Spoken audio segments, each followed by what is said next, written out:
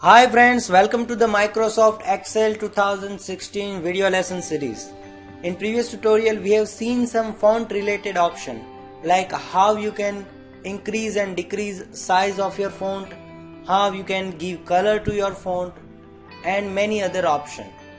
In this video tutorial we will learn how you can format your table. We will also see some alignment related options. So let's get started. To align your font or align your text, there is a separate alignment section in this home ribbon.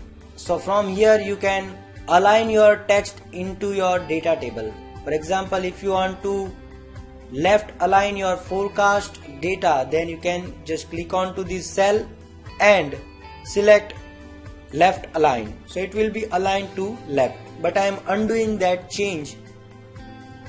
Now to right align, this right align button is used. So you can use this option for right align.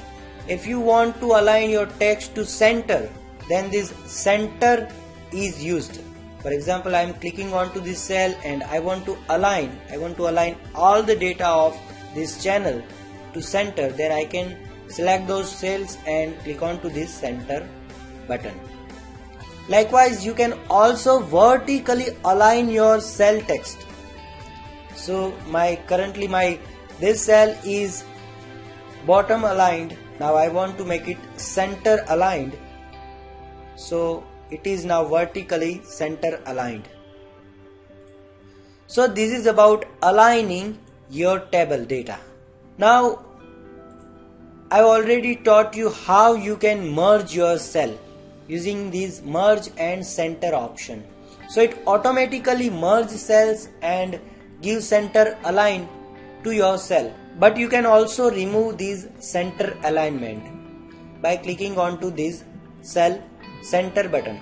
Now if you want to insert a row between row, then you have to click on to the row after which you want to insert a row or before you want to insert a row.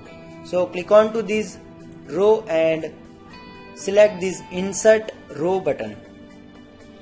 So new row will be inserted before your row.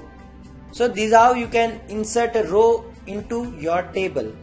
We will be learning more about table operation in some other video lessons. So this is about alignment and merge option in table. Thank you very much.